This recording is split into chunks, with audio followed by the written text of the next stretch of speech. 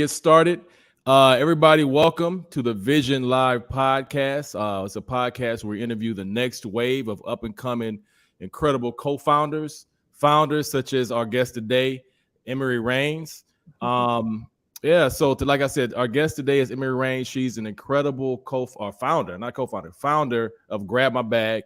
And just to give a little background, we met at a startup accelerator. So it was like 10 of us, and we were actually the first people. I don't know if you remember, we were the first people paired together. Yes, we were. We talked the whole time. I think we had an assignment, so don't tell them we didn't do it. Yeah, we didn't do any of it. All we did, because when you told me about your idea or your business, I got so excited because I was like, there's so many different ways you can go, so many different angles, so many different people you can touch with it, so many groups you can serve with it. And I just got excited. So we were just brainstorming different ideas and stuff. You know how entrepreneurs do. We just brainstorming different ideas. But I don't want to steal your thunder. Tell us what Grab My Bag does and how it got started. Yeah. So Grab My Bag is a luggage delivery service from airport baggage claim to the traveler's requested location. So the press has been calling us the Uber or Lyft for luggage, right? So now when you book your flight, you book your car, you book your hotel, you can book your Grab, right? So after you have booked your flight, you can go to grabmybag.com and you can book a Grab, land and go, and have your luggage delivered where you'd like. And so it started because during the pandemic, end of 2020, I was actually headed back into the country sooner than expected. And I had 9+ bags. I had flown from LA to DMV, shout out DMV, hometown, and, spent some time with friends for a while, and then had flown out of the country. And then I was coming back. I landed in Atlanta, and it was a nightmare. I had 9+ bags, and I was racing against the clock to try to figure out how I was going to get the rental car and get these bags. And I got to the rental car company right before they closed. They gave me an SUV that was smaller than what I had booked, and I got back to baggage claim and was able to get about 3 bags in there. Mm-hmm. So it was a long 2 to 3 days. I had to make 3 trips back and forth to the airport. And eventually I was like, this is ridiculous. Like, somebody should be able to deliver this for me. And that's Grab My Bag was born. All right. 9 bags though, Emory? That's a lot of bags though. Listen, I was coming back sooner than expected. Okay. I was supposed to be gone longer. All right. So I got you. I am a planner. I see. Now that's a great idea. Like I said back then when we first met, it's so many ways you could take that. Like the first thing I was thinking about is, like teams. Like, I grew up playing sports. So like, sports teams that travel for different tournaments and different things like that. And, a lot of times when you travel, especially when you're flying, you have that many young adults, teenagers together. You don't want to be bothered with grabbing bags. No. You just want to go to, the hotel and get started. Listen, ruin your trip more than waiting at baggage claim, hearing your bags have been redirected or lost. You're trying to get to Disney with the kids, or you're trying to you're trying to get to a meeting. I'm a professional actress and a former cheerleader for LA Kings, right? And so like you, I come from that sports world, right? And it's difficult when you're traveling and you're on a deadline. And even when you're not on a deadline doing those things, you just want your time, right? So for me, it's about giving people their time back and giving people an opportunity to do what's most important to them. And I think that's getting started on the vacation that you just a load of money to get to, right? Who wants to be waiting for baggage? Absolutely. So when you thought, okay, you came back and you said, this is crazy. I got 3 bags I tracked down, but the other 6, I'm trying to, see where they are and everything.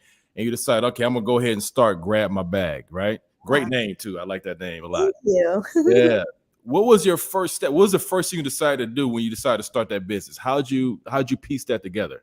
Yeah. So for me, I'm research and numbers. Like I have my MBA in accounting and finance, right? Mm-hmm. So for me, I approach things from a numerical standpoint before anything else. And I like data, right? So I started doing research to see what companies were out there, what was kind of happening, if there was anyone operating in this capacity or thinking about the idea that I was thinking about for it.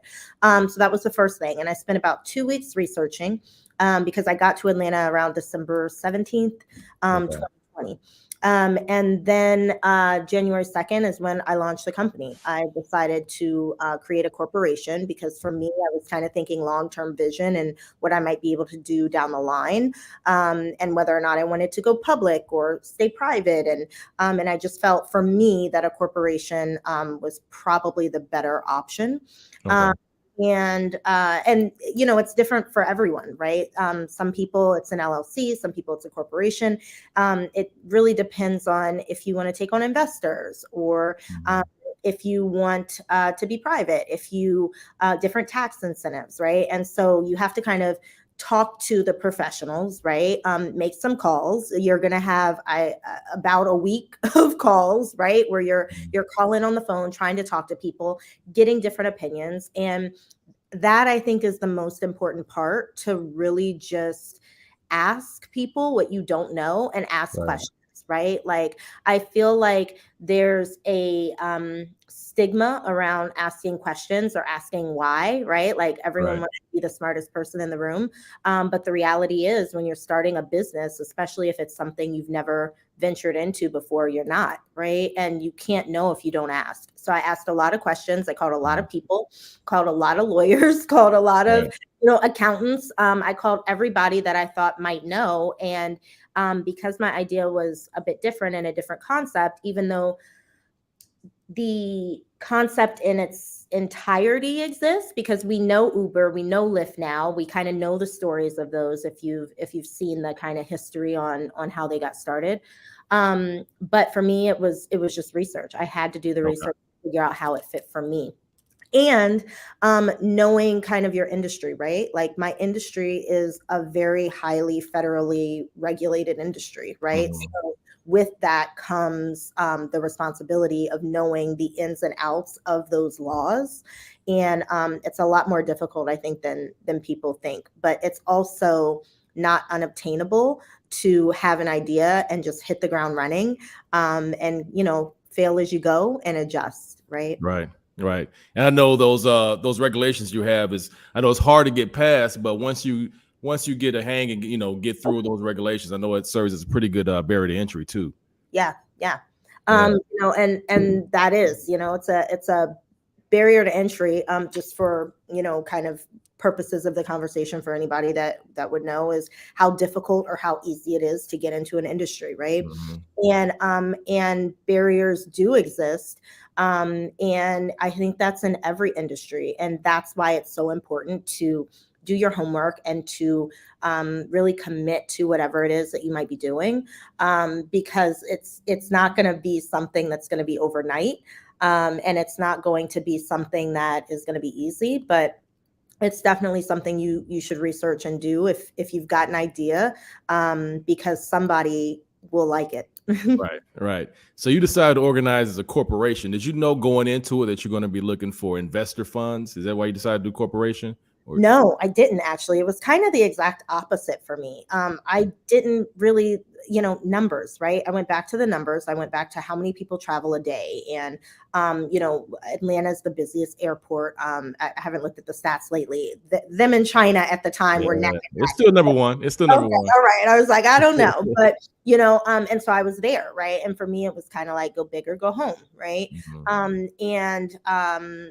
So yeah, for me, becoming a corporation, I think in my head later on down the line, if I decide to go public, I see myself as a Black woman ringing that bell on Wall Street, right? Right, right, Um, and I think it would be cool, and I think it would be a moment in history. And so that's one of the reasons that I decided to incorporate as opposed to becoming an LLC. Because yes, it is a long and far-fetched dream to some, but nothing's unobtainable. So. right, right. Absolutely.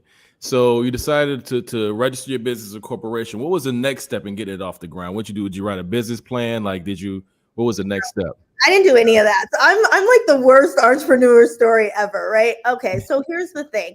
I went straight to tech because Okay. my company, that was my difficult part, right? Like for me, I started with my weakness first, Okay. because my weakness is what I knew was going to take me the longest amount of time to get it up and off the ground and running, right? Mm-hmm. And so this was like a day in, day out, like, and still to this day, I don't sleep. Like everyone's like, you don't sleep. Like I'm up, 4 or 5 o'clock in the morning, working, right? But I started with tech and I built Grab My Bag 1.0, which if you watch a KCI, shout out to Russell at Fox KC. If you watch that segment, you'll see when he was interviewing me, he cuts to the first Grab My Bag website, right? And I built that website. Okay. And it was difficult and it was not what I needed it to do. When I say difficult, I mean the process, right? Right. Was difficult and it was not what I needed it to do. And so I kind of hunkered down and learned and, got really into the tech part of it because our technology is what makes travel easier for people, right? Mm-hmm. In our press releases, that's what it talks about because that's the important part of being able to travel. So I went straight to tech. I learned the tech and then I hunkered down and did my business plan because I realized at that point I was bootstrapping and needed some money. So I was going to have to start submitting to things and putting this idea on paper. So you can only avoid a business plan for so long. But I definitely don't think you have to start with it. I think you need to have a clear vision of what it is that you want. And for some people, it helps to put that vision down on paper. But for me, Right. that wasn't how I started.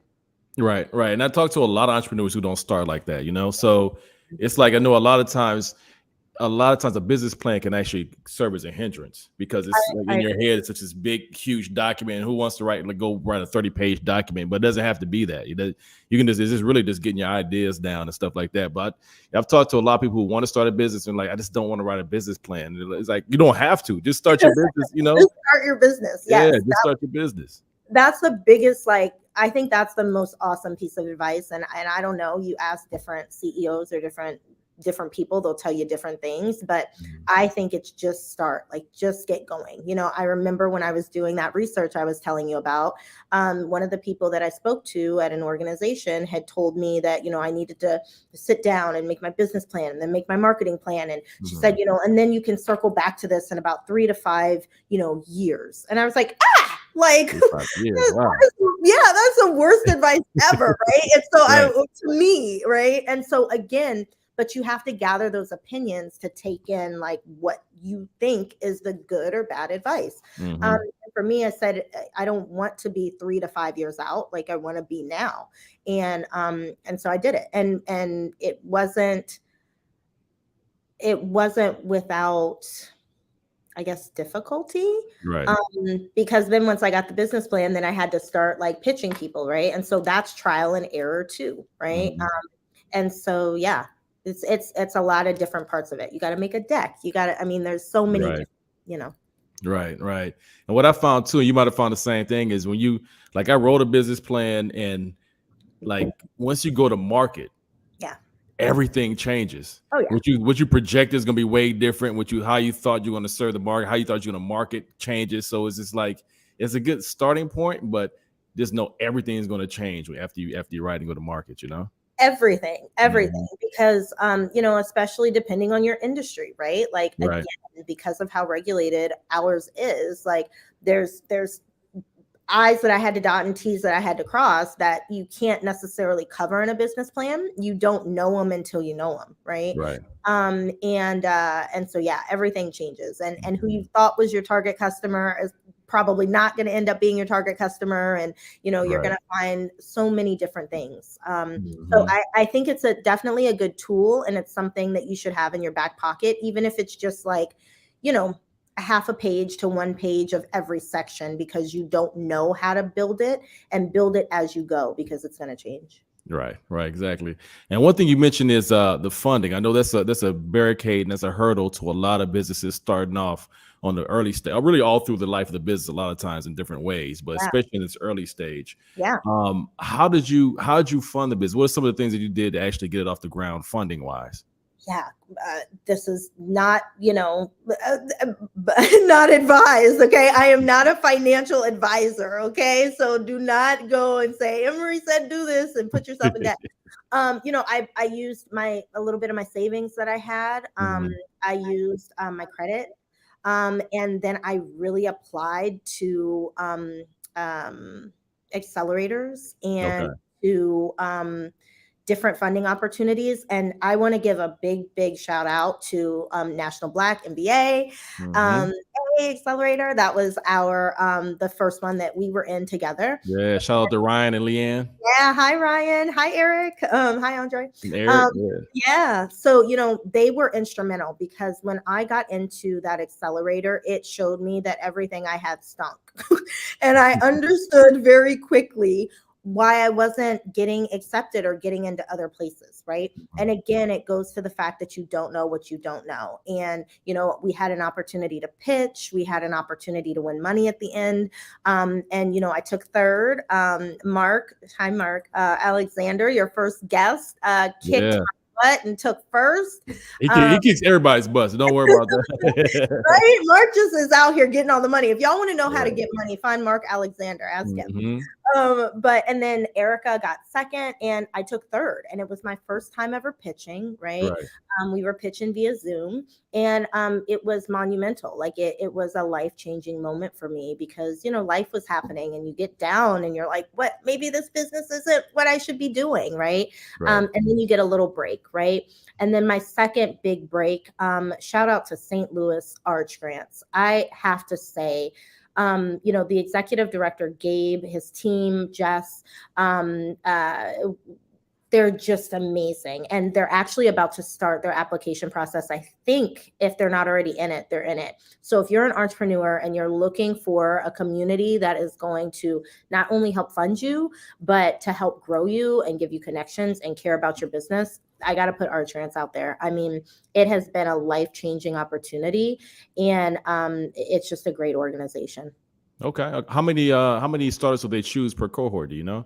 Yeah, they choose. So I went up against, I think, between about 600 people. Mm-hmm. About 60 of us or so pitched, and my numbers might be a bit off. And about 22 of us were selected, I think, 22 or 25. Okay. Yeah. And so if you are out of state, don't worry. You do have to move to St. Louis. It's cold, so bring a jacket. I don't have one on now, but I'm in my nice office, so it's not that cold. You go outside, you're gonna feel like you got hit with nothing but ice. But yeah, as long as it's good inside, that's all you need. That's all that matters, okay? Right. But it's beautiful. It's beautiful. Like it's that kind of cold, like that you just like to kind of be in, Right. So it's a beautiful city. It's awesome. It has been full of love, and the entrepreneurship out here is just amazing. But you move here and take up roots, move your headquarters here. And if you are already here, they give $75,000 in non-dilutive funding, which is big. Non-dilutive means they do not take equity in your company, right? Right. So that money is to help you grow your business and get people jobs, right, for the economic development of the city. And then if you are out of state, they provide you with a $25,000 relocation grant, and that's huge, right? Yeah, really, yeah, to get you here, right? So, and I bring that up because, again, as a Black female entrepreneur, it's hard to find funding, and and there's a lot of great ideas out here, and when you're competing, right? And so you might get something and then you say, how am I going to make it work, right? So and I think that's something that sets them apart, the fact that they not only give you the money to work on your business, but they give you the money to get here. And that can be big in communities of color. Right. Absolutely.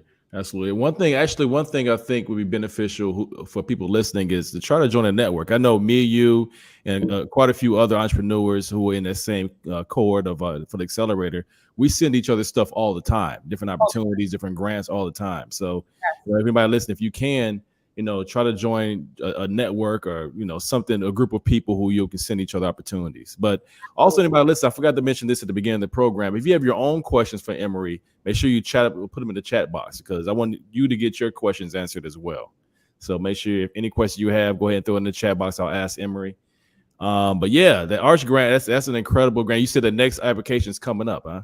Yeah, I think it's coming up. I believe it starts sometime February. But if you go to archgrants.org, I think it is, you can see their kind of timeline and their process. And they'll have some like webinars and things coming up you can tune into and kind of see what the process is. It's an extensive process. Do not be scared away. Okay. You do have to put in the work. But they want to help you put in the work. So tune into the webinars and go after the opportunity. Absolutely, absolutely. So once you got your business, off the ground, you got a little funding for it, you got registered, you got some momentum behind you. How'd you decide which marketing avenues to use to actually reach your target audience, your potential customers? Yeah. So for me, I felt that back to research, Mhm. I'm again a kind of look at the numbers, and what I saw was that people that were booking, were guardians, as I call them, right? And that was kind of my top person. And so I figured out what are ways to help them. And guardians is kind of inclusive of, well, not kind of, it is inclusive of both like elderly and disabled, right? Okay. Mhm. Um, and so those parents, as we might call them, that are housing or helping their parents, and then that also have little ones, right? So they're a guardian of either a parent or they're a guardian of a little one. Right. um, and so for me it was about kind of meeting them where they are, right? And reaching out for thinking of creative opportunities to get to them. I like SEO, I like online things. I had to put away my. I'm not a big social media person, but Sean in Town, he brought me out. Shout out to Sean in Town on YouTube, right? I had to come out and have a conversation because it's big, right? Mhm. And people are looking for services and opportunities and all of that online. And so I think that's the biggest part. And so for me, I think um, being able to be blessed enough to make the press circuit and for people to pick up the stories that we were putting out and to write stories about us and to say this is an amazing avenue, Mhm. was how we kind of, that was the route of marketing we took. It kind of naturally took itself. Okay, okay. And that press, that the public relations piece of it, that's another area that I'm sure you have a background of that, but that's another area people have a hard time cracking into. Did you reach out to reporters? Do you reach out? How do you crack it? And how do you actually get your stories covered? I harass everybody. No, no, I think the first thing is that you have to have a story that's worth covering, right? So, I think you've got to kind of use your head and think outside the box, right? Don't if there's something going on and it's Christmas time and you want to talk about your uh water skiing company, like Mhm. probably not the best time to talk about it, right? Right. But if it's 4th of July and people are looking for something to do, like maybe they might pick you up on your local stuff. So I say start with kind of local. You can always check with news stations, and there's numbers on their websites, and there's emails that you can email in and kind of tell them story ideas. And if you think that that's something that might be useful, you can always reach out. They're looking for stories, right? Like we watch Mhm. the news for a reason, because we need to know what's happening. So if you think that you've got a story that's noteworthy about your organization, you should tell them. But again, if it's Christmas time and you're starting a water ski company, they're probably not going to be interested. Right, right. Absolutely. This question comes from Mark. This is more of a shot at Sean in Town. What's it like to become rich as an entrepreneur, and what can you share with others as they aim to reach those milestones? I am not a rich entrepreneur, okay? Sean, but I will say again, back to that social media kind of milestone, right? I have a lot of respect for what Sean does and for him saying that, because that's part of his personality, right? Mhm. He puts in a lot of work on that YouTube channel, and I think we Right. should be asking him that question, Mark. Let's go ahead and ask Sean what it's like to become rich, because he's got to be. He's got a great following. Mhm. I think hitting milestones is really the thing. You have to set milestones that you want to hit, right? Um, And if you don't set them and kind of hone in on them and make a plan around them, right? It doesn't have to be a lot, maybe it's $100 a day, or maybe it's $20 a day, or whatever it might be, right? Your first $100 over a month, right? Whatever that is, you have to hit those milestones, and you have to kind of hold yourself accountable. And if you don't, I think it's very easy to kind of spin out and wonder like why you're not making movement, and to get frustrated. But no, Mark, I am not rich. No Sean in town. But I will take those orders for grabs if you go to grabmybag.com. There you go. There you go. Maybe Sean, you put in the comments, what's it like for you to be rich? Yeah, right. Yeah. I should have said that. See, this is why I need you, Daryl, because I told you social media is not my thing. Teamwork. Yeah, so I'm gonna leave you. I don't want to keep you for too long, but I'm gonna leave you with the last two questions I asked. All the guests here, I think are very valuable for people listening. The first one is, what's a tool that you use, whether it's a software tool, platform, even if it's a podcast like Dapo mentioned last week. What's a tool that you use that's been invaluable to your business?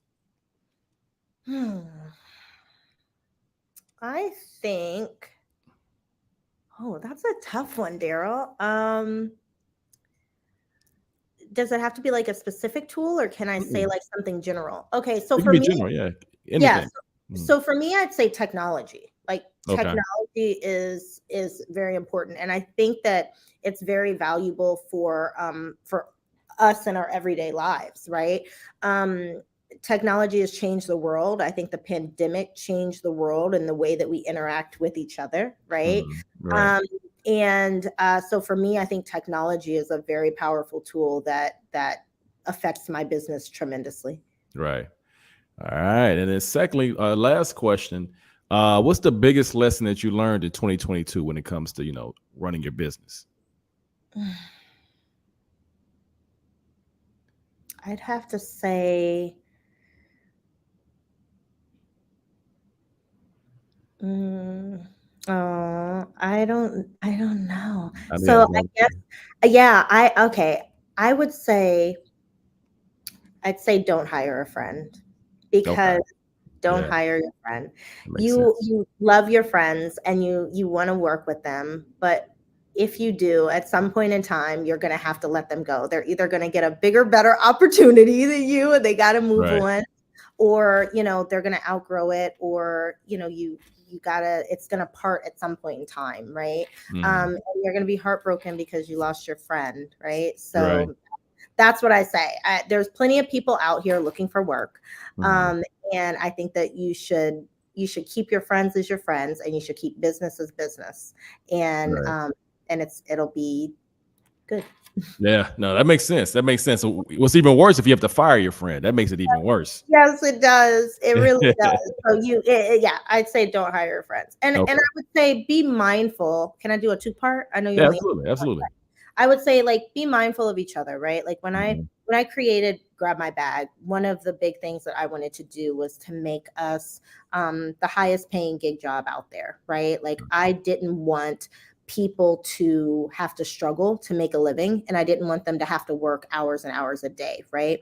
But with that comes the thought process of, and I think this is something that was definitely learned in 2022, just with my team, right? That you can't hire everybody, right? And again, it's a highly regulated industry, and so we encourage people to come on board, but you have to have a process in place, and you have to be willing to stick to that process, even when it's not a popular one, right? And so I would say that you have to stick to your guns.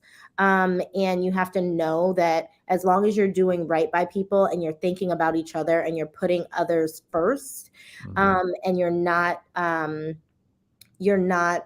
intentionally trying to harm people, as an entrepreneur, you have to be able to close your eyes and go to bed at night knowing that, and wake up in the morning okay.